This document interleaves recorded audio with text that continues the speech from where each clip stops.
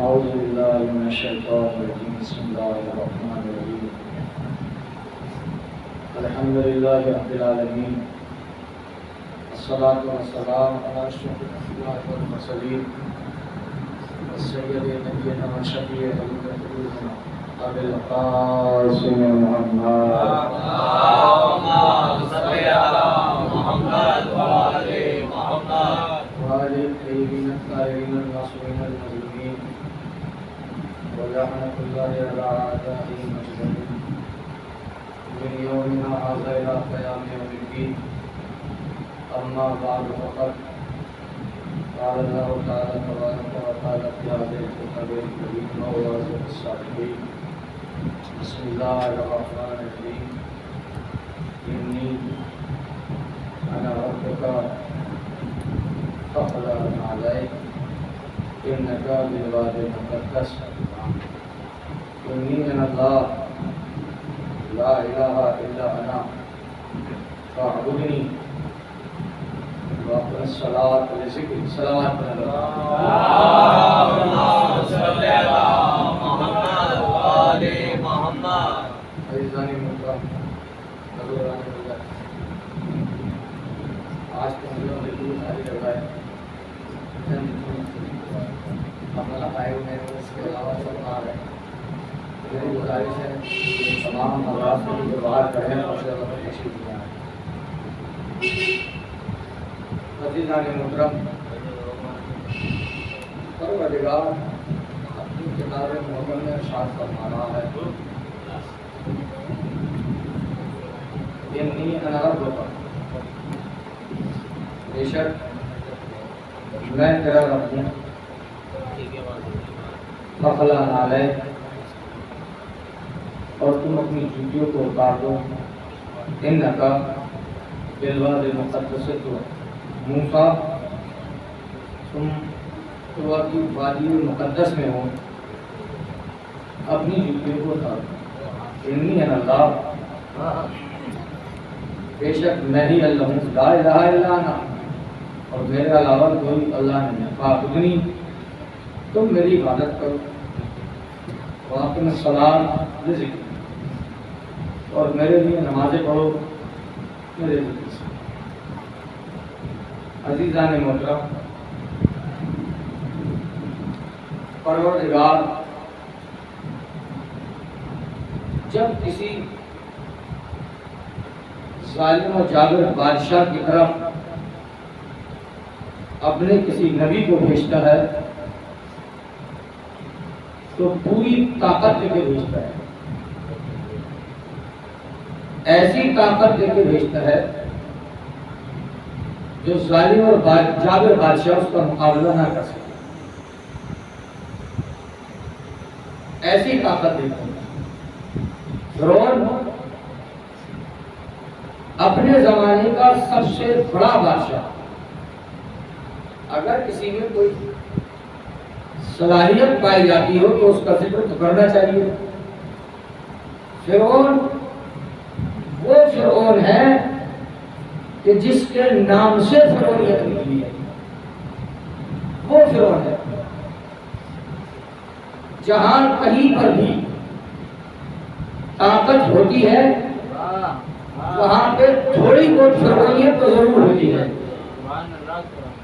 کوئی اپنے گھر کا فرعون ہوتا ہے کوئی اپنے محلے کا فرعون ہوتا ہے کوئی اپنے صوبے کا فرعون ہوتا ہے کوئی اپنے ملک کا فرعون ہوتا ہے کوئی مشرق کا فرعون ہوتا ہے کوئی مغرب کا فرعون ہوتا ہے صلوات پڑھے گا محمد والے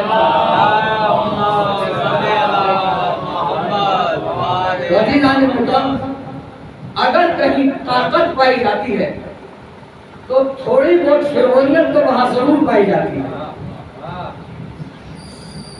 اکیلا فرعون ہی نہیں تھا ایسا زمانے میں کہ جس نے نبی کے خلاف اللہ کے خلاف کام کیا یہ وہ فرعون ہے جو تخت بلند سے آواز لگاتا تھا نا ربکم الاعلی میں تمہارا سب سے بڑا پروردگار ہوں یہ وہ فرعون ہے کہ جس نے خدا کے مقابلے میں آواز لگائی اسی فرعون کے نام سے فرعونیت نکلی ہے. اس کا اصل نام تھا مصعب. جیسے یہ ہمارا زمانہ ہے نا، اور اس میں اپنے وقت کے بادشاہ کو پی ایم کہا جاتا ہے، ایسے ہی اس زمانے میں جو سب سے بڑا بادشاہ ہوتا تھا اس کو عبرانی زبان میں فرعون کہتے تھے. تو فرعونیت اسی مصعب نامی انسان کے ذریعے سے مشہور ہوئی ہے. یہی وہ تھا کہ جو اپنے دور کا سب سے بڑا ظالم اور جابر بادشاہ تھا. اسی نے تخت بلند سے آواز لگائی تھی، انا ربکم الاعلی، میں تمہارا سب سے بڑا پروردگار ہوں. غازیان محترم، نجومیوں نے خبر کر دی اور خبر یہ کہی کہ ایک ایسا بچہ پیدا ہونے والا ہے کہ جو تیری حکومت کو نست و نابود کر دے گا. واقعہ نہیں پڑھوں گا، کبھی سوچے کہ میں موسیٰ کا واقعہ پڑھوں گا، مگر کچھ باتیں اس میں ہیں جو نظر اور عقل کے قریب پڑھتا ہوا گزر جاؤں. فرعون جیسے بادشاہ نے جب نجومیوں کی خبر پہنچی نا اس کے کانوں میں، ایک ایسا نومولود آنے والا ہے جو تیری حکومت کو نست و نابود کر دے گا، پلٹ کے رکھ دے گا، برباد کر دے گا. اب اس نے تمام ملک کے اندر، مصر کے اندر، یہ مصر کا بادشاہ ہے، تاریاں بٹھا دی. اگر اردو زبان میں کہا جائے پولیس لگا دی اس کام کے لیے کہ تم یہ دیکھو کہ کس کے یہاں پہ نومولود بچہ ہونے والا ہے، اور اگر ہو تو تم اسے قتل کر دو. اس نے یہ کام کرتے ہوئے 70,000 بچے برباد، 70,000 بچے. مگر اللہ کا منصوبہ دیکھو کہ جسے ہم بھیج رہے ہیں اس کو حکومت روک نہیں پائے گی. یعنی زمانے کا کتنا بھی بڑا فرعون ہو، اگر اللہ کسی کو دنیا میں بھیجنا چاہتا ہے تو فرعونیت اسے روک نہیں پاتی ہے. صلوات پڑھ محمد والے محمد.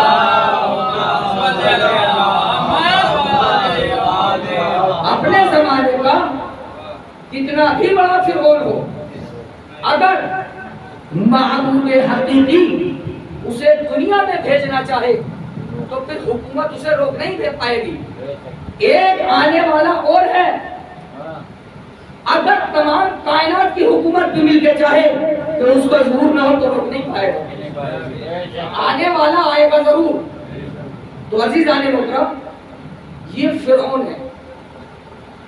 اس نے جب یہ سنا کہ بچہ پیدا ہوگا جو میری حکومت کو ختم کر دے گا تو نجومیوں کو اپنے گھر بلا دیا. اور اس نے جب نجومیوں کو گھر بلایا تو کہا کہ وہ دن اور وہ تاریخ طے کرو کہ جس میں وہ بچہ پیدا ہوگا.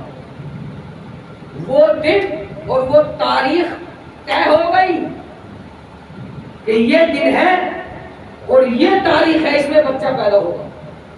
اس دن اور اس تاریخ میں گلی گلی کوچے کوچے دروازے پر اس نے اپنے سپاہی بٹھا اور داعیوں کو گھر میں بھیجا، سپاہیوں کو گھر میں بھیجا کہ دیکھو کس کے یہاں پر نومولود ہے اس دن میں اور اس تاریخ میں جو معین ہوا تھا. ادھر موسیٰ دنیا میں آ چکے ہیں.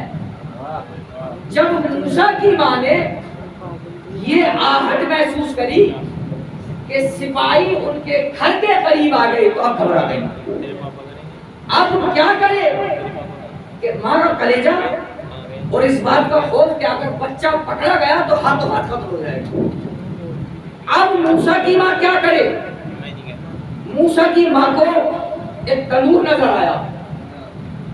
موسیٰ کی ماں نے سوچا کہ سپاہی کہیں بھی جائیں مگر اس تنور کے قریب نہیں جا سکتے.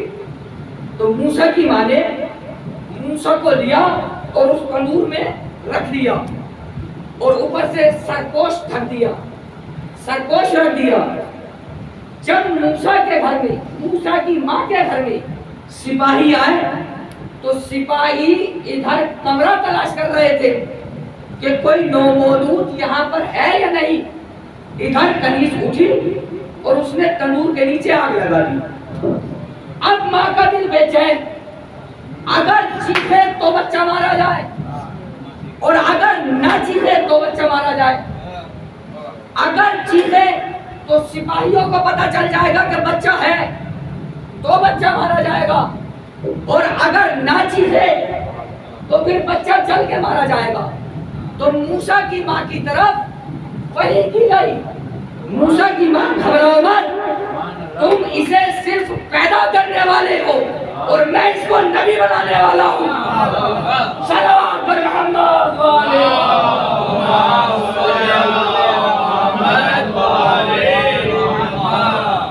موسیٰ کی ماں گھبراؤ مت، تمہارا کام یہ ہے کہ تم اسے صرف پیدا کرو اور حفاظت کرنا اس کی میرا کام ہے. سپاہیوں نے دیکھا موسیٰ نہ ملے، موسیٰ نہ ملے تو سپاہی چلے گئے. اچھا ایک بات اور دیکھیے، اسی عہد کی سب سے بڑی مومنہ کا نام ہے آسیہ. قرآن میں آسیہ کے لیے آیت آئی ہے وَضَرَبَ اللَّهُ مَثَلًا لِلَّذِينَ آمَنُوا امْرَأَتَ فِرْعَوْنَ. ہم نے فرعون کی عورت یعنی آسیہ کو مومنین کے لیے مثال بنا کر رکھا ہے، مثال بنا کر رکھا ہے، مومنین کے لیے مثال بنا کے رکھا ہے. فرعون اپنے زمانے کا سب سے بڑا کافر اور اسی عہد کی اپنے زمانے کی سب سے بڑی مومنہ آسیہ، کیا بے جوڑ شادی ہے. سب سے بڑے کافر کی شادی سب سے بڑے اسی زمانے کی مومنہ کے ساتھ، کیا بے جوڑ شادی ہے. یہ شادی ہم کبھی کروانا گوارا نہ کرتے اگر آسیہ کی گود میں موسیٰ کو پلوانا ہمارا مقصد نہ ہوتا. موسیٰ کو پلوانا آسیہ کی گود میں ہمارا مقصد تھا، اس لیے ہم نے اسی زمانے کے سب سے بڑے کافر کے ساتھ سب سے بڑی مومنہ کی شادی کروانا مقصود سمجھا. تو عزیزان محترم، سوچنے اور سمجھنے کی بات ہے. وہ بچہ کہ جو موسیٰ، جس کا نام موسیٰ رکھا گیا، اس بچے کو اب ایک ہی وقت میں دو چیزوں کی ضرورت ہے. ایک غذا کی ضرورت ہے اور ایک تربیت کی ضرورت ہے. ایک غذا کی ضرورت ہے. اس سے پہلے ایک اور بات بیان کرتا چلوں. ایک مجلس میں یہی الفاظ پڑھ لیے گئے. سامنے والے نے سوال کیا، جناب یہ بتائیے، میں نے یہ کہا تھا کہ نبی مشرک کے گھر کا کھانا نہیں کھاتا ہے. تو سوال یہ ہوا کہ موسیٰ فرعون کے گھر میں پھر کیا کھاتے رہے؟ تو جناب پہلا جواب اس کا یہ تھا کہ میں نے جو آیت پڑھی تھی وہ قرآن کریم کے مطابق پڑھی تھی اور موسیٰ کا عمل توریت پہ تھا، شریعت توریت پہ تھا، اور میں نے جو آیت پڑھی تھی وہ شریعت قرآن کے مطابق پڑھی تھی کہ نبی مشرک کے گھر کا کھانا نہیں کھاتا ہے. اگر یہ بات ہضم نہ ہوئی تو اب سنیں دوسرا جواب. جب موسیٰ کو غذا کی حاجت محسوس ہوئی تو فرعون کی بیوی آسیہ نے داعیہ بلائی. داعیہ کون؟ داعیہ وہ ہے کہ جب کسی کے یہاں بچہ پیدا ہوتا ہے تو اس کو دودھ پلا کر اپنی اجرت لیا کرتی ہے. کل کی بھی مجلس میں یہ بیان کر چکا ہوں رسول اسلام کے مطابق. یعنی داعیہ بلائے گئے. جب داعیوں نے چاہا کہ موسیٰ کو دودھ پلائے تو موسیٰ نے منہ پھیر لیا. قرآن میں آیت آئی وَحَرَّمْنَا عَلَيْهِ الْمَرَاضِعَ مِنْ قَبْلُ. ہم نے موسیٰ کی ماں کے آنے سے پہلے والی دائیوں کا دودھ موسیٰ کے اوپر حرام قرار دے دیا تھا. تو جناب جو اللہ موسیٰ کے بچپنے میں اس کی شیر خواہی میں موسیٰ کے رزق کا خیال رکھے تو اس کی جوانی اور نوجوانی میں موسیٰ کی غذا کی طہارت کا خیال نہ رکھے گا. صلوات پر محمد و آل محمد.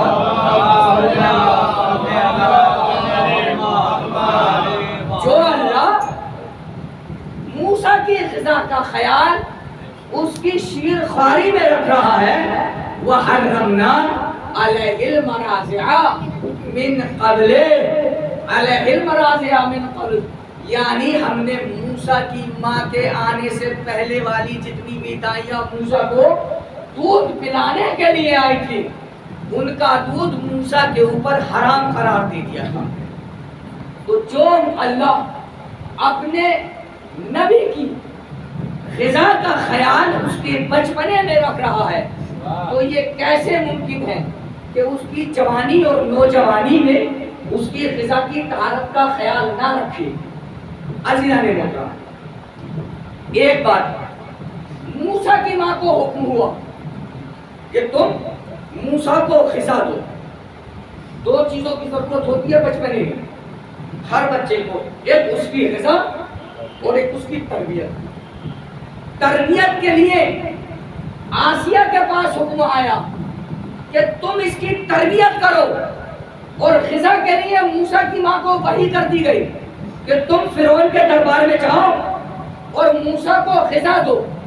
تو جس نے غذا دی اس کا بھی ذکر قرآن میں تعریف کے ساتھ اور جس نے موسیٰ کو تربیت کے ساتھ پالا اس کا ذکر بھی قرآن میں تعریف کے ساتھ. یعنی موسیٰ کو غذا دینے والی عورت جو موسیٰ کی ماں ہے اللہ نے اس کا ذکر قرآن میں تعریف کے ساتھ کیا ہے اور جس نے موسیٰ کو تربیت دی اللہ نے اس کا ذکر بھی قرآن میں تعریف کے ساتھ کیا ہے. یعنی یہ ایک شخصیت نہیں تھی یہ دو شخصیتیں تھی کہ جو موسیٰ کو الگ الگ کارنامے انجام دے رہی تھی. ایک موسیٰ کو طہارت کے ساتھ غذا دے رہی تھی اور ایک موسیٰ کو صحیح طریقے سے پال اور پوس رہی تھی یعنی موسیٰ کی تربیت کر رہی تھی. تو جو اللہ موسیٰ کے ساتھ نیکی کرنے والوں کا ذکر قرآن میں تعریف کے ساتھ کرے اور اگر وہی اللہ اپنے آخری نبی کا انتظام ایک ہی گھر میں تربیت کے لیے بھی کر دے اور کھانے کے لیے بھی کر دے تو کائنات میں کتنا بڑا آدمی ہوگا. صلوات پر محمد و آل محمد.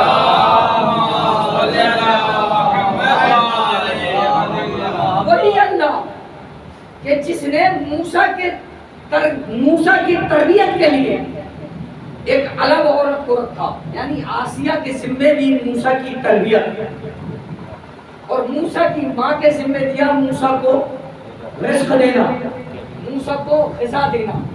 تو جو موسیٰ کے ساتھ میں یہ نیکیاں انجام دے اللہ اس کا ذکر قرآن میں تعریف کے ساتھ کرتا ہے. اور پھر وہی خدا اگر اپنے حبیب کے لیے ایک ہی گھر میں تربیت کا بھی انتظام کر دے اور رزق کا بھی انتظام کر دے وہ اس کائنات میں کتنا بڑا انسان ہوگا. رسول اسلام کے لیے جناب ابو طالب کا ہی گھر ہے نا کہ جس میں تربیت کا بھی انتظام رکھا گیا اور غذا کا بھی انتظام رکھا گیا.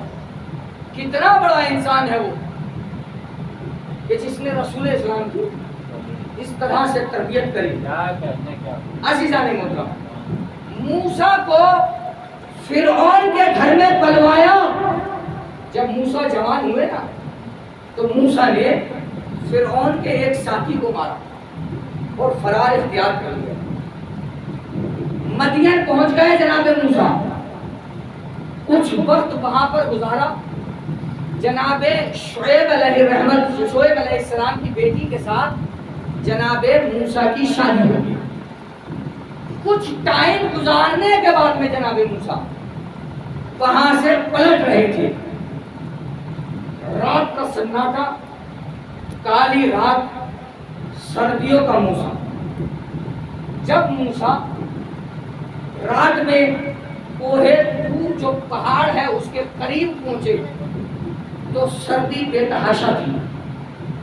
اور موسیٰ کی بیوی درد ذی میں مبتلا تھی. درد ذی کہتے ہیں وہ درد جو عورت کو بچہ ہوتے وقت ہو. یہ سمجھیے پاکیزگی نفس دیکھیں آپ جناب موسیٰ کی بیوی درد ذی میں مبتلا ہے. موسیٰ نے اپنی بیوی سے کہا کہ آپ درد ذی میں ہیں, سردی کافی شدید ہے, مجھے فلاں پہاڑ کے سامنے آگ نظر آ رہی ہے, میں تھوڑی سی آگ لے آؤں, اس سے آپ کو بھی راحت ملے گی اور مجھے بھی راحت ملے گی. جناب موسیٰ اجازت لینے کے بعد میں جب پہاڑ پر پہنچے تب اللہ نے دیکھا جناب موسیٰ نے کہ ایک ہرے بھرے درخت میں آگ لگی ہوئی ہے, ہرا بھرا درخت ہے اور اس میں آگ لگی ہوئی ہے. جیسے ہی اس درخت کے قریب پہنچے تو آواز ہے, یا موسیٰ انی انا ربک, اے موسیٰ میں تمہارا پروردگار بول رہا ہوں. فخلع علیک, اب اس وادی مقدس میں جب تم آ گئے ہو تو جوتیاں اتار دو. انکا بالوادی المقدس طویٰ, موسیٰ یہ کوئی عام زمین نہیں ہے, یہ طویٰ کی مقدس وادی ہے. انی انا اللہ, اے موسیٰ میں اللہ بول رہا ہوں, لا الہ الا انا, اور موسیٰ میرے علاوہ کوئی اللہ نہیں ہے. فاعبدنی, بس تم میری عبادت کرو. واقم الصلاۃ لذکری, اور تم میری عبادت کرو, نماز قائم کرو میرے ذکر سے. اب دیکھیں آپ موسیٰ کا امتحان کیا ہو رہا ہے. ادھر بیوی درد ذی میں مبتلا اور ادھر موسیٰ کو اللہ نے آواز لگا دی, موسیٰ تمہارے لیے کام آ گیا. فاخترت لی فاستمع لما یوحی الی, موسیٰ تمہیں میں نے اپنے لیے چن لیا, اب میں تمہارے اوپر وحی نازل کر رہا ہوں, تم اسے سنو. ادھر بیوی درد ذی میں مبتلا ہوا. کیا موسیٰ کا امتحان ہے؟ کوئی عام انسان ہو تو بھاگ جائے کہ بیوی درد ذی میں مبتلا ہے اور کام اس وقت آیا ہے. انی انا اللہ, موسیٰ میں اللہ بول رہا ہوں, لا الہ الا انا, اور میرے سوا کوئی اللہ نہیں ہے. فاعبدنی, تم میری عبادت کرو. واقم الصلاۃ لذکری, اور میرے ذکر سے نماز کو قائم کرو. یہ دیکھیں آپ موسیٰ کا کیا امتحان ہے. موسیٰ ٹھہر گئے. فاخترت لی, میں نے تمہیں اپنے لیے چن لیا. فاستمع لما یوحی الی, فاستمع لما یوحی, اور اب میں تمہارے اوپر وحی نازل کر رہا ہوں, تم اس وحی کو سنو. اس کے بعد موسیٰ ٹھہر گئے, بیوی کی طرف کوئی دھیان نہیں ہے. جب کلام پروردگار موسیٰ کے سامنے آیا تو موسیٰ کا ذہن بیوی سے بالکل الگ ہو گیا. اب خدا کی وحی آ رہی ہے اور موسیٰ اسے سن رہے ہیں. اذهب الی فرعون انہ طغی, موسیٰ تم فرعون کی طرف جاؤ, اس نے بہت سے تہذیب تیار کر رکھی ہے, لیکن جانے سے پہلے ایک مرتبہ تم اس ہاتھ کو, اپنے دائیں ہاتھ کو بغل میں رکھو. جب موسیٰ نے دائیں ہاتھ کو بغل میں رکھا تو ید بیضا بن گیا. اور پھر موسیٰ کو ایک معجزہ دیا گیا تھا عصا کی صورت میں. وہ کوئی عام لکڑی نہیں تھی, وہ شجر طوبہ کی شاخ تھی. کہا موسیٰ اس شاخ کو لو, زمین پر پھینک دو.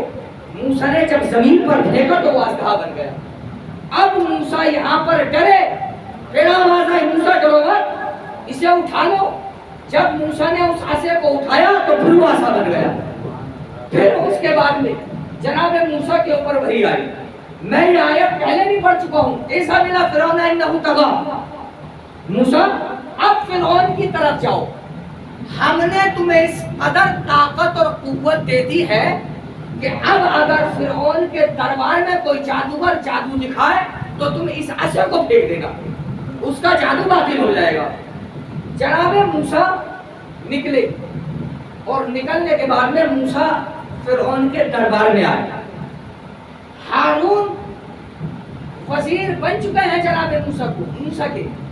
ایک طرف تخت پہ فرعون کو اور اس کے ماننے والے بیٹھے ہیں, ایک طرف جادوگر بیٹھے ہیں اور ایک طرف موسیٰ اور ہارون ہے.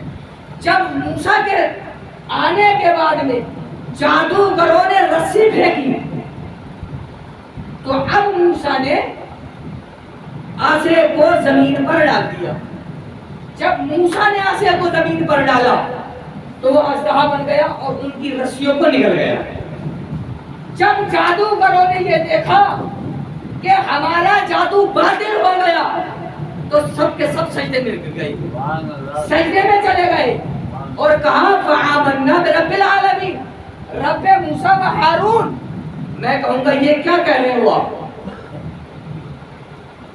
یہ کیا کہہ رہے ہو آپ؟ ہم ایمان لائے عالمین کے رب پر, اس رب پر کہ جو موسیٰ کا بھی رب ہے اور ہارون کا بھی رب ہے.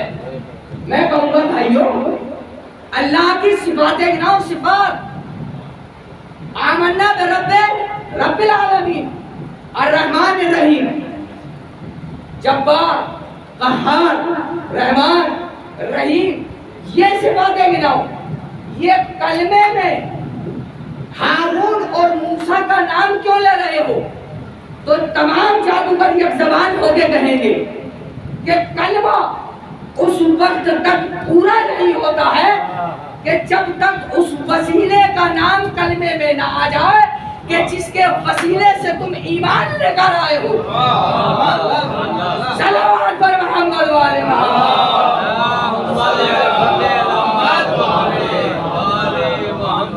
کلمہ اس وقت تک پورا نہیں مانا جائے گا جب تک تم اس وسیلے کا تذکرہ اپنے کلمے میں نہ کرو کہ جس کے وسیلے سے تم ایمان لے کر آئے ہو.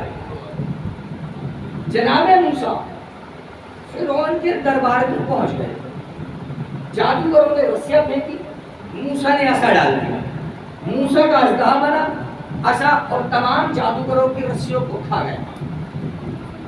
جناب یہ عصا کوئی معمولی عصا نہیں تھا.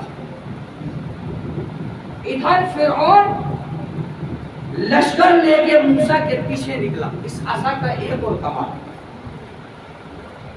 ادھر موسیٰ اور موسیٰ کے ماننے والے دریائے نیل پر, موسیٰ نے عصے کو پانی پر مارا, ایک راستہ بنا. جھگڑا وہاں پہ بھی یہ چالو تھا کہ ہم ان کے ساتھ نہیں جائیں گے, یعنی اسی زمانے میں نہیں, قبیلہ در قبیلہ موسیٰ سے اور موسیٰ کے زمانے سے اب تک چلتا چلا رہا ہے جھگڑا. ہمیں اگر دریا پار کرانا ہے تو الگ راستہ بناؤ. ایک عصا جناب موسیٰ نے دریا پر مارا. جب موسیٰ نے عصا دریا پر مارا تو باہرا روڈ بنائے اس عصا نے, تب موسیٰ کی قوم دریا سے پار. تو عزیزان محترم, جب موسیٰ کی قوم دریا سے پار ہو گئی تو اب فرعون کا لشکر دریا میں داخل ہوا, جس کے نتیجے میں فرعون ڈوب گیا. آخری وقت تک میں فرعون نے یہ کہا کہ میں اب ایمان لاتا ہوں موسیٰ پر اور موسیٰ کے اللہ پر, مگر جب رسی اللہ کس دیتا ہے تو اس کے بعد میں کوئی گنجائش ظالم کے لیے باقی نہیں ہے. جب تک ڈھیل رہے اس کے بعد میں پھر کوئی گنجائش باقی نہیں رہتی ہے. کئی طرح کے عذاب قوم فرعون پہ نازل ہوئے. جب قوم فرعون پر عذاب نازل ہوتا تھا تو قوم فرعون سمیت موسیٰ کے پاس آتی تھی اور گڑ گڑا کے کہتے تھے کہ موسیٰ ہم آپ پر اور آپ کے خدا پر ایمان لائے, آپ پر اور آپ کے خدا پر ایمان لائے, لہٰذا آپ اپنے پروردگار سے کہیے کہ ہم سے عذاب ہٹا دیں. 3 سے 4 مرتبہ یہ واقعہ رونما ہوا ہے کہ موسیٰ نے اللہ سے کہا اور عذاب ہٹا لیا گیا. مگر جب اللہ نے رسی کس دی اور دریائے نیل میں غرق ہونے لگا تو اب فرعون کے اوپر کوئی رحم نہ. پھر اسے عبرت کے طور پر اس دنیا میں قرار دیا. موسیٰ عبرت کے طور پر ہم اسے دنیا کے لیے قرار دیں تاکہ آنے والے لوگ اس بات کو دیکھیں کہ اگر زمین سے لے کے آسمان تک کی دولت ان کے قبضے قدرت میں آ جائے تو اللہ جب چاہے نمونے کے طور پر اس کو دنیا میں ایک لعنت بنا کے رکھ دے. تو انسان کو چاہیے کہ اس سے پہلے کہ اللہ کے غضب کا شکار ہو اپنے آپ کو سدھارے. یہ تو کرم ہے اس خالق کائنات کا کہ جس نے رسول اور آل رسول کے صدقے میں ہم پہ عذاب نازل نہیں کیا، ورنہ کون سا ایسا کام ہے کہ جو امت رسول نہیں کر رہی ہے، کہ جو پچھلی امتیں کرتی تھی اور جن کاموں کی وجہ سے ان کے اوپر عذاب نازل ہوا۔ کون سا ایسا کارنامہ ہے کہ جو امت رسول انجام نہیں دے رہی؟ رسول خاتم کی مہربانی سمجھو کہ جس کی وجہ سے بارگاہ خدا بندی میں ہمارے عذاب کے لیے عذاب نازل نہ ہوا، ورنہ کون سی قوم ایسی تھی، اتنا بڑا نبی ہوا کہ اگر اس نے سرکشی اختیار کری تو اس قوم کے اوپر عذاب نازل کر کے پوری قوم برباد کر دے، پوری کی پورے قوم میں برباد کر دے۔ جناب نوح اولو العزم رسولوں میں سے ہیں، لیکن جب ہی سمجھاتے تھے لوگ ان کی مذاق بنایا۔ اعلان ہوا درخت لگاؤ، درخت لگائے گئے کھجوروں کی، 40 سال میں وہ جوان ہوئے۔ جب انہیں پانی دینے کے لیے جناب نوح آیا کرتے تھے تو قوم نوح ان کے اوپر ہنسا کرتی تھی کہ یہ دیکھو کیا کام انجام دے رہے ہیں، کہیں سے کہیں تک پانی کی کوئی بوند اس صحرا میں موجود نہیں، اور یہ کہہ رہے ہیں کہ ان قریب اللہ کا عذاب آنے والا۔ جب کھجور کے درخت تیار ہو گئے تو پھر عذاب قوم نوح پہ آیا کہ نہیں آیا؟ جناب جب اللہ سے یا اس کے رسول سے اگر اولاد رسول بھی سرکشی کرے تو اللہ رحم تو اس کے اوپر بھی نہیں کرتا ہے۔ نوح کے بیٹے کی مثال آپ لوگوں کے سامنے ہے، نوح کی بیوی کی مثال آپ لوگوں کے سامنے ہے۔ اگر بیوی مومنہ ہے اور کافر کے گھر میں بھی ہے تو اللہ نے اس کی تعریف بھی قرآن میں کی ہے، اور اگر بیوی ظالم نبی سے سرکشی اختیار کر رہی ہے تو تب اللہ نے اس کے اوپر قرآن میں لعنت کر دی۔ کسی بھی نبی کی بیوی دیکھ لو، اگر فرما بردار بن کے رہی تو تعریف کے ساتھ میں، اور اگر نافرمان بن کے رہی تو اللہ نے لعنت جیسا تو اس کے گلے میں ڈال دیا۔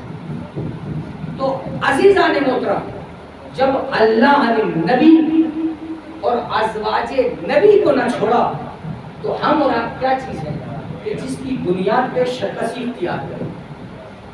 کوئی ہے ایسی وجہ کہ جس کی بنیاد پہ ہم سرکشی اختیار کریں؟ نہیں۔ ہمیشہ انسان کو چاہیے کہ فرما برداری اختیار کرے، اللہ کا فرما بردار بن کے رہے، اس کے رسول کا فرما بردار بن کے رہے، اور اپنے ماں باپ کا فرما بردار بن کے رہے اگر چاہتا ہے کہ دنیا اور آخرت میں کامیابی حاصل ہو۔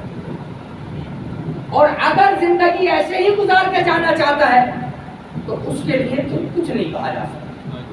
جناب ہی موسیٰ ہے، جناب موسیٰ ایک دن کوہ طور پر گئے اور پوچھا کہ مجھے یہ بتاؤ، مجھے یہ بتا پروردگار کہ جنت میں میرا پڑوسی کون ہوگا؟ شاید کہ آپ نے یہ روایت پہلے سن رکھی ہو، مگر تازہ ذہن کرنے کے لیے سن لیجیے، عبرت ناک ہے، اللہ نے عبرت رکھی ہے۔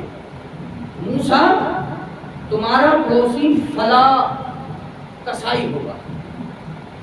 اب موسیٰ کو جب بتایا گیا کہ تمہارا پڑوسی فلاں کسائی ہوگا تو موسیٰ نے سوچا بڑا نیک کام کرنے والا ہوگا، چل کے ملاقات کرتی ہیں۔ ماں کی اور بیٹے کی ہمدردی دیکھیں یہاں، چل کے ملاقات کرتی ہیں۔ موسیٰ بازار میں آئے، آنے کے بعد میں اس کسائی کو دیکھا اور اس کسائی سے کہا کہ جناب آپ کیا کر رہے ہیں؟ کہا کہ میں قصاب ہوں، میں گوشت کاٹتا ہوں اور اس کے علاوہ کیا کروں؟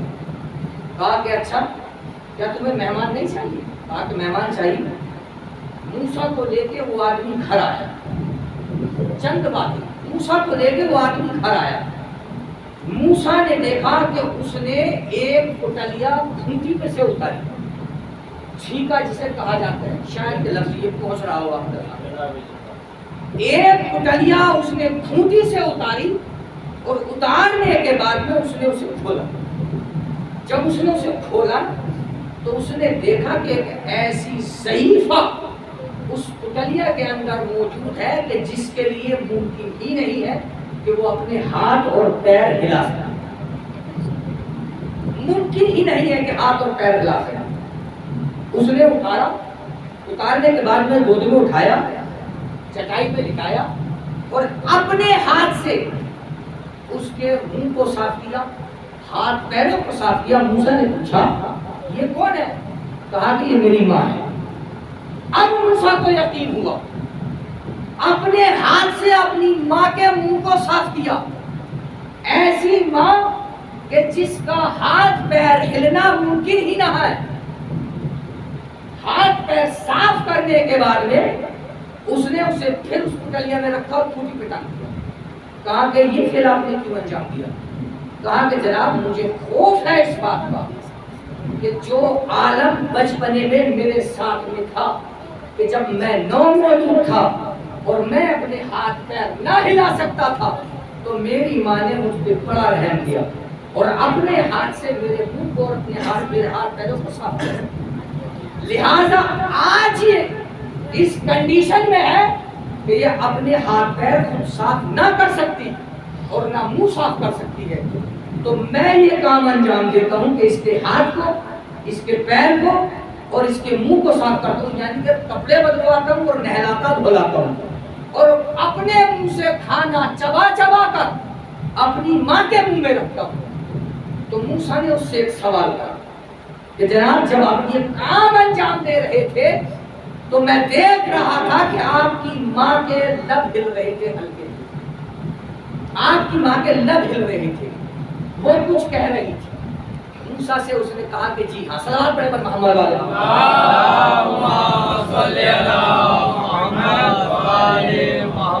میں دیکھ رہا تھا کہ جب آپ اپنی ماں کے منہ کو صاف کر رہے تھے اور ہاتھ پیروں کو صاف کر رہے تھے تو آپ کی ماں کے لب ہل رہے تھے, ہلکے ہلکے. تو کہا ہاں میری ماں کے جب بھی میں یہ کام انجام دیتا ہوں ہر روز میں دیکھتا ہوں کہ ماں کے لب ہلتے ہیں. ایک زمانے دراز ہو گیا مجھے یہ دیکھتے دیکھتے. تو موسیٰ نے پوچھا کہ آپ کی ماں کیا کہتی ہے؟ تو اس نے قصاب نے جواب دیا. موسیٰ نہیں, اس نے قصاب نے جواب دیا. وہ قصاب نہیں پہچانتا ہے کہ موسیٰ کون ہے, وہ قصاب نہیں جانتا, اس نے دیکھا نہیں تھا. اس نے جواب دیا اے جواب میری ماں جب میں اپنی ماں کی خدمت کرتا ہوں تو مجھے دعا دیتی ہے اور وہ دعا یہ دیتی ہے کہ اللہ اے میرے بیٹے اللہ تجھ کو جنت میں موسیٰ کا پڑوسی بنائے. اللہ تجھ کو جنت میں موسیٰ کا پڑوسی بنائے. تب موسیٰ نے کہا کہ آپ کی دعا قبول ہو گئی ہے. کہا کیسے؟ کہا کہ میں ہی موسیٰ ہوں اور میں نے ہی اللہ سے سوال کیا تھا کہ جنت میں میرا پڑوسی کون ہوگا, تو اللہ نے آپ کی طرف مجھے بھیجا. میں نے دیکھا کہ یہ دعا قبول ہو گئی ہے. آپ کی ماں آپ کو دعا دیتی تھی اور دعا دیتی ہے کہ جو مجھے خدمت تم انجام دے رہے ہو میرے لال, اس کے بدلے میں اللہ تمہیں جنت میں موسیٰ کا پڑوسی بنائے. صلوات پر محمد والے.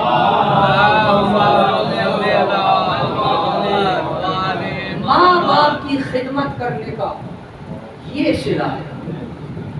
جتنا ہو سکے ماں بوڑھی ہو یا ماں جوان ہو, باپ بوڑھا ہو یا باپ جوان ہو, للہ خدا کے لیے اپنے ماں باپ کا احترام کریں.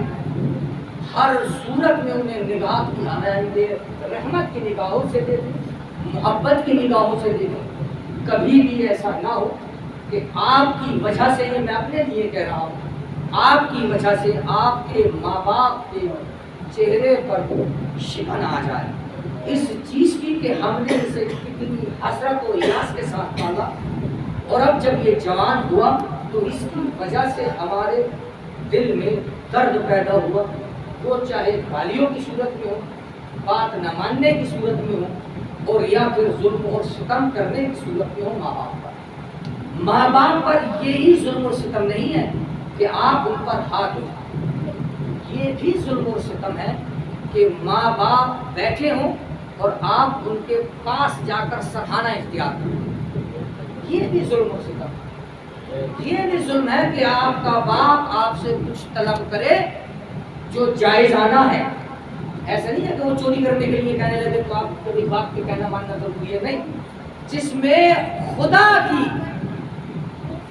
کا غضب نہ نازل ہو رہا ہو، ایسا اگر کوئی باپ حکم دے تو مناسب نہیں ہے کہ آپ لمحہ بھر بھی تیری اختیار کرو۔ جناب یوسف اللہ کے نبی ہیں اور مصر کے بادشاہ ہیں۔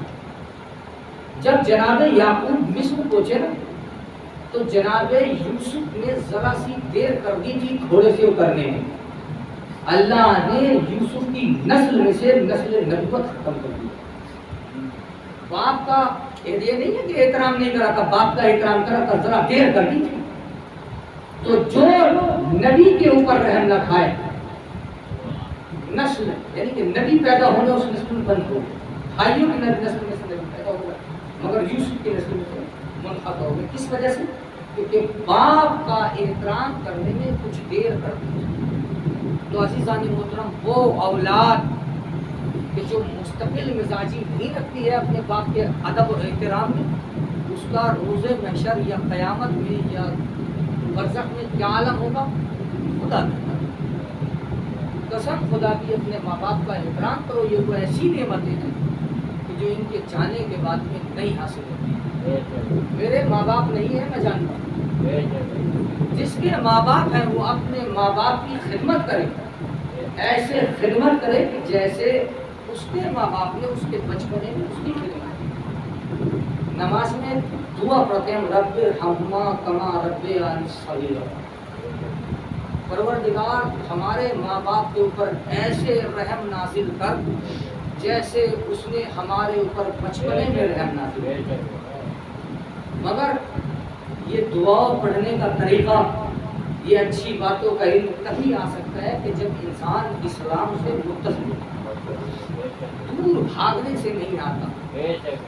جناب واہ واہ کی مجلس چاہے ہو یا نہ ہو، مگر آخری دن چل رہے ہیں، کچھ باتیں کہ جو میرے ذہن سے ٹکراتی ہیں میں آپ لوگوں کے حوالے قسم خدا کی آپ دعا کریں اپنے ماں باپ کے لیے کہ جن کے ماں باپ گزر گئے۔ اسلام کہتا ہے، میں کیا بتاؤں، رسول حدیث یاد آ رہی ہے تو بیان کر رہا ہوں تاکہ ٹائم ہو چکا ہے، ایک حدیث بیان کروں اور اس کے بعد میں رکھتے مسائل۔ اور رسول اسلام کے پاس میں ایک شخص آیا اور آنے کے بعد میں کہا یا رسول اللہ ایسا کوئی گناہ نہیں ہے جس کو میں نے انجام نہ دیا ہو، کوئی گناہ ایسا نہیں ہے جس کو میں نے انجام نہ دیا ہو، کیا ممکن ہے کہ میرے لیے معافی ہو جائے، اللہ مجھے معاف کر دے؟ تو رسول نے اس سے سوال کیا تیرے ماں باپ زندہ ہیں؟ تو اس نے کہا جی ہاں، میری ماں کا انتقال ہو گیا ہے مگر میرا باپ زندہ ہے۔ تو رسول اسلام نے اس سے کہا جاؤ اور جا کے اپنے باپ کی خدمت کرو۔ جب وہ چلا گیا نا، ماں باپ کی عظمت سمجھا نہ ہو، اپنے لیے کہہ رہا ہوں جناب، میں کسی کے لیے کیوں؟ جب وہ چلا گیا تو رسول نے آہ بھری گفتگو، کاش کہ اس کی ماں زندہ ہوتی اور یہ ماں کی خدمت کرتا تو یہ ماں۔ قسم خدا کی، ماں جیسی نعمت اور باپ جیسی نعمت، ماں جیسی رحمت اور باپ جیسی نعمت اس دنیا میں کہاں ہے؟ جن کے ماں باپ زندہ ہیں وہ کوشش کرے کہ ہر صورت میں اپنے ماں اور باپ کا کہنا ہو، رات کا لمحہ ہو یا دن کا لمحہ ہو، اپنے ماں باپ کی بات مت کرو۔ بڑی نعمت ہے، باپ کے گزر جانے کے بعد میں پھر یہ نعمت ہاتھ نہیں آتی، انسان ہاتھ ملتا رہ جاتا ہے اور باپ پھر نہیں ملتا۔ ماں جیسی محبت پوری کائنات میں اکیلی ہے، ماں جیسی محبت۔ اگر ماں اس دنیا سے گزر گئی تو پھر ماں کی خدمت کرنے کا موقع نہیں ہوگا، تو وہ ثواب جو ماں کی خدمت کر کے اور باپ کی خدمت کر کے ہمیں حاصل ہوگا اسے کیوں ضائع کر رہے ہیں؟ وہ قرب اللہ کا، اس کام کے ذریعے اللہ، جس کام کے ذریعے اللہ آپ سے قریب ہو جائے گا، آپ اس کو کیوں برباد کر رہے ہیں؟ اس کو اپنائیے، ماں باپ کی خدمت میں لگے گئے۔ آج آپ اپنے ماں اور باپ کی خدمت کریں گے، کل آپ کی اولاد آپ کی اگر اولاد یہ دیکھے گی کہ میرے باپ نے اپنے باپ کی خدمت نہ کری، اپنے باپ کا ہی کہنا نہ مانا، آپ 50% بدتمیز ہیں، اسی کا 90% بدتمیز ہے، پھر شکوہ کرنے کی گنجائش نہیں ہوتی ہے۔ کیونکہ جب آپ نے اپنی جوانی میں اپنے بزرگ باپ کا کہنا نہیں مانا تو وہ اپنی جوانی میں آپ کا کہنا نہیں مانا۔ عزیزان محترم، ہر صورت میں انسان کو چاہیے کہ اپنے باپ کا کہنا مانے۔ خود اگر جوان ہو جائے یا بوڑھا ہو جائے تو باپ کی اہمیت کم نہیں ہوتی ہے، باپ کی اہمیت وہی ہے جو باپ کی اہمیت ہے۔ انشاءاللہ اس سے آگے کا سلسلہ ہمارا کل جاری و ساری۔ تاریخ میں میں نے یہ دیکھا کہ آج آپ کے یہاں مخصوص ہے جناب علی اکبر کی مسائل سے، باپ بیٹے کی محبت دیکھیں آپ، باپ بیٹے کی محبت جناب علی اکبر سے مخصوص ہے کہ جناب علی اکبر سے حسین کتنی محبت کرتے ہیں۔ ابھی کربلا نہیں ہے، جناب علی اکبر کا بچپنا ہے، چھوٹے سے ہے جناب، گہوارے میں لیٹے ہوئے ہیں، برابر میں علی اکبر کی ماں لیلا لیٹی، اچانک سے ایک آہٹ محسوس ہوئی، لیلا اٹھی، کیا دیکھتی ہیں کہ آج ہی رات ہے اور حسین علی اکبر کے جھولے پہ کھڑے ہوئے ہیں، سر جھکائے، اور علی اکبر کو دیکھ رہے ہیں، اے میرے والی و وارث کیا ہوا ہے آپ کو؟ کہا کہ لیلا تمہیں نہیں پتا ہے، یہ میرے لیے بڑا عزیز بچہ ہے۔ کہا کیوں؟ کہا کہ اس کی صورت میرے نانا سے ملتی ہے، جب میں اپنے نانا کو دیکھنا چاہتا ہوں تو میں علی اکبر کی طرف دیکھتا ہوں۔ اتنی محبت ایک باپ بیٹی سے کرتا ہوں، اور یہی بیٹا ہے کربلا کے میدان میں کہ جس نے اپنے باپ کی نصرت کس انداز میں کی۔ جب عاشور کا دن نمودار ہوا نا تو مولا عباس کافروں کے لشکر کا معائنہ کر کے واپس آئے، اور آنے کے بعد میں علی اکبر کو بلایا، علی اکبر جی امو قریب آؤ، میں نے دشمنوں کا معائنہ کر لیا۔ کیا معائنہ کیا؟ کہا کہ آدھے لشکر سے میں اکیلا لڑوں گا، اور پھر آدھے لشکر کو دو صفوں میں تقسیم کر۔ وہ کیسے؟ کہا کہ علی اکبر آدھے لشکر سے میں لڑوں گا، اور جب وہ آدھا لشکر بچے گا نا تو اسے دو حصوں میں تقسیم کیا جائے گا، اس میں سے آدھے حصے سے تمام اصحاب حسینی لڑیں گے اور آدھے حصے سے آپ لڑیں گے۔ علی اکبر میں جلدی سے آدھے لشکر کو قتل کرنے کے بعد میں آپ کی مدد کے لیے آؤں گا، پھر آپ کے دشمنوں کو جو آج جن سے آپ لڑ رہے ہوں انہیں قتل کرنے کے بعد میں ہم اصحاب حسینی کی طرف چلیں گے، ان کے دشمنوں کو قتل کریں گے۔ علی اکبر کل کے دن ہم اپنے آقا حسین کو ذرا سی زحمت نہ بنے گے۔ کتنا خیال رکھ رہے ہیں مولا عباس اپنے آقا حسین کا، کتنا خیال رکھ رہے ہیں۔ جناب علی اکبر نے کہا جیسا آپ چاہیں، مگر افسوس مشیت الہی کو کچھ اور ہی منظور کرو، جیسا سوچا ویسا نہیں۔ 9 محرم آئی، شب آ گئی، 10 محرم کی صبح شہادتوں کا سلسلہ جاری ہو گیا۔ اب آخر میں سب کے شہید ہو جانے کے بعد 4 باپ بیٹے بچے، امام حسین علیہ السلام، جناب زین العابدین علیہ السلام، جناب علی اکبر علیہ السلام اور جناب علی اصغر علیہ السلام۔ علی اصغر ابھی چھوٹے ہیں، میرا چوتھا امام بیمار ہے، بچہ کون؟ کڑیل جوان علی ہے۔ باپ کی تنہائی محسوس کری، باپ کے قریب آئے، بابا جان مجھے مرنے کی اجازت دے۔ امام کبھی بھی واجب کام سے نہیں روکتا ہے۔ کہا بیٹا میری طرف سے اجازت ہے۔ واحد شہید ہیں کربلا کے جناب علی اکبر، جنہوں نے 4 لوگوں سے اجازت لی، ایک بار میں 4 لوگوں سے. پہلے امام حسین علیہ السلام سے اجازت لی. اس کے بعد میں امام حسین علیہ السلام نے فرمایا کہ آپ اپنی پھوپھی کے پاس جائیں، انہوں نے پالا ہے. پھوپھی کے پاس آئے، پھوپھی اماں مجھے رن کی اجازت دیجیے. پھوپھی نے اجازت دے دی. اس کے بعد میں کہا زینب نے کہ بیٹا علی اکبر اپنی ماں سے اور رخصت ہو لو. جب ماں کے قریب آئے نا تو ماں سے عرض کیا اماں جان مجھے آپ اپنے باپ پہ فدا ہونے کی اجازت دیجیے. تو جناب لیلا نے منع نہیں کیا. ایک جملہ کہا اور وہ جملہ یہ ہے کہ بیٹا علی اکبر میں آپ کے بعد زندہ نہیں رہوں گی. علی اکبر سمجھ گئے. کہا ماں لیلا میں جانتا ہوں آپ کی کیفیت کو، مگر مجھے یہ بتائیں کہ اگر روز محشر میری دادی نے آپ سے پوچھ لیا لیلا میرا حسین شہید ہو گیا، تم نے علی اکبر کو بچا لیا، تو وہاں کیا جواب دو گی؟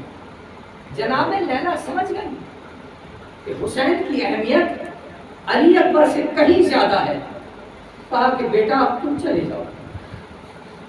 حمید ابن مسلم کہتا ہے کہ میں نے پہلی بار کربلا میں یہ منظر دیکھا کہ بار بار ایک خیمے کا دروازہ اٹھتا تھا، پردہ اٹھتا تھا اور بار بار گر جاتا تھا. وہ بیان کرتا ہے کہ میں نے خود حسین سے پوچھا کہ یہ کیا منظر ہے کہ بار بار خیمے کا پردہ اٹھ رہا ہے اور گر رہا ہے. تو امام حسین نے جواب دیا میرا لال اپنی ماں بہنوں سے رخصت ہو رہا ہے. کبھی علی اکبر کو زینب گھیر لیتی ہے، کبھی ام لیلا گھیر لیتی ہے، کبھی بہنیں گھیر لیتی ہیں. بھیا اے میرے لال ارے رن کو مت جانا، ابھی تک جو رن کو گیا ہے وہ واپس نہیں آیا. آخر کار جناب علی اکبر رخصت ہو کر میدان کارزار کی طرف چلے.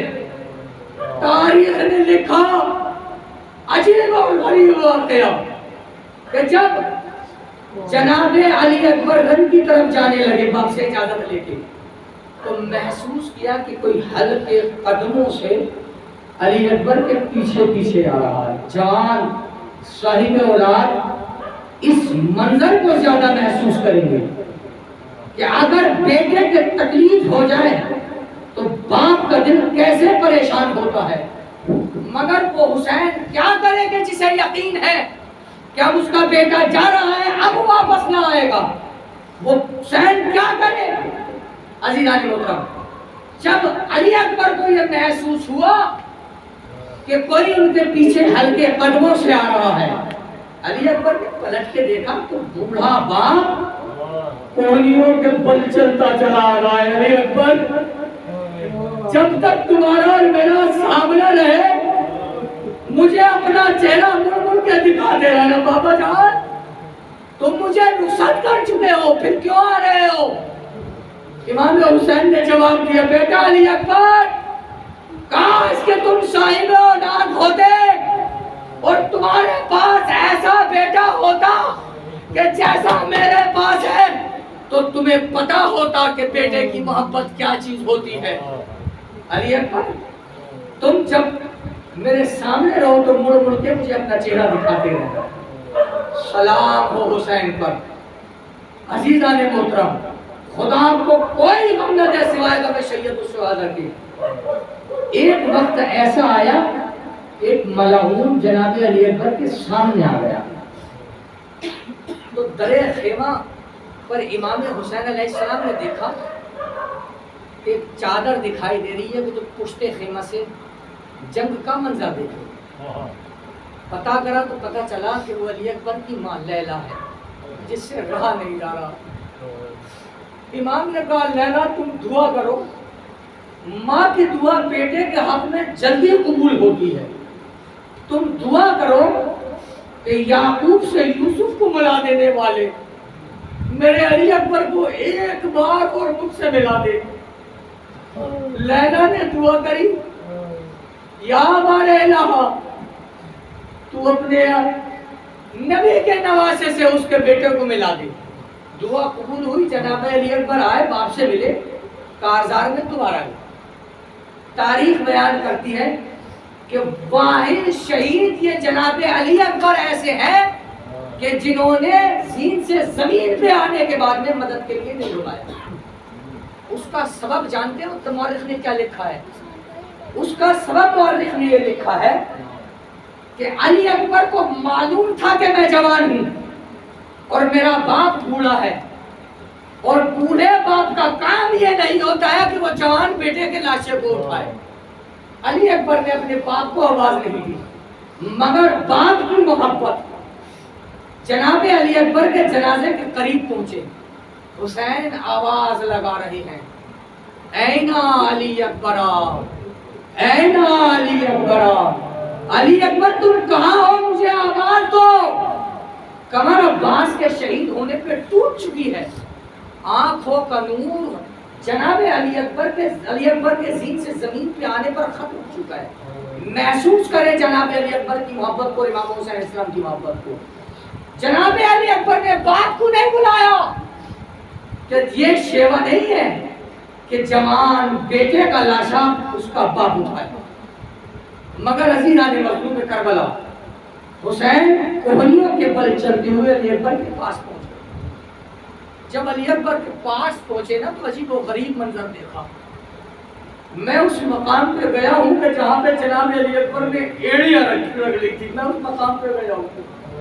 حسین نے دیکھا کہ جوان بیٹا سینے پہ ہاتھ رکھ کے میں باپ کی طرف دیکھ رہا ہے، کہتا کچھ نہیں ہے اور درد سے ایڑیاں رگڑ رہا ہے. حسین نے اپنے بیٹے سے پوچھا، علی اکبر کیا ہوا؟ کہا بابا سینے میں درد ہے، ایک ظالم نے میرے پرچی کا پھل مارا اور ایسا پھل مارا ہے کہ جس کی یعنی کلیجے میں رہ گئی ہے.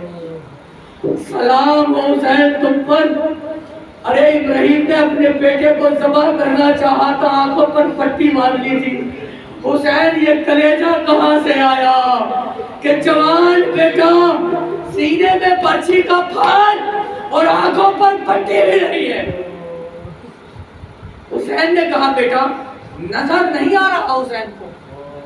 حسین نے کہا بیٹا میرا ہاتھ پکڑ کے اور اپنے کلیجے پہ رکھ.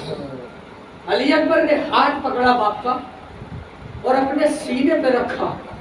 جب حسین نے نیزے کی انی کو کھینچنا چاہا نا مظلوم کربلا کے رونے والوں، تو تاریخ نے لکھا کہ علی اکبر کا کلیجہ نیزے کی انی کے ساتھ ساتھ آ گیا. حسین تڑپ کر رہ گئے، روح جنت کو پرواز کر گئی.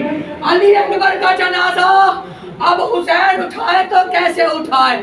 تاریخ نے بیان کیا جب علی اکبر کا جنازہ اٹھانا چاہتے تھے، ارے حسین کوہنیوں کے بل چلتے رکھتے تھے، حسین سے اٹھایا نہیں جاتا تھا.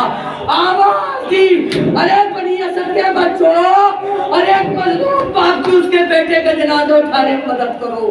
تاریخ نے بیان کیا کہ جس وقت جناب علی اکبر کا جنازہ ارے خیمے میں آ گیا تو تمام بیویاں نظر آئی مگر علی اکبر کی ماں نظر نہ آئی. زینب نے نوحہ کیا، ام کلثوم نے نوحہ کیا، سکینہ تڑپ تڑپ کے روئی، حسین تڑپ تڑپ کے رو رہے ہیں. یہ واحد شہید ہے کربلا کا جس پر حسین نے بابا سے بلند گریہ کرا. دب کے گریہ نہیں کرا، بابا سے بلند گریہ کرا. جب کچھ دیر ہو گئی نا، آخری فقرہ اور رحمت تمام، جب کچھ دیر ہو گئی اور جناب لیلا نظر نہ آئی تو جناب زینب نے کہا ام کلثوم بھابی لیلا نظر نہیں آتی، ذرا دیکھ کے تو آؤ کہ علی اکبر کی ماں کہاں ہے. جب ام کلثوم اور جناب فضہ جناب لیلا کے خیمے میں گئی تو ایک عجیب منظر دیکھا. ارے ماں خیمے سے نکلنا چاہتی ہے مگر کبھی خیمے کی اس دیوار سے ٹکراتی ہے، کبھی اس دیوار سے ٹکراتی ہے. بیٹے کے غم میں ارے ماں کے آنکھوں کا نور چلا گیا. ارے آواز لگائی، لیلا تیرے جوان کا جنازہ آ گیا. لیلا نے کہا اماں فضہ اپنے بیٹے کے جنازے پہ جانا چاہتی ہے مگر خیمے کا دروازہ ارے اس ماں کو نظر نہیں آتا.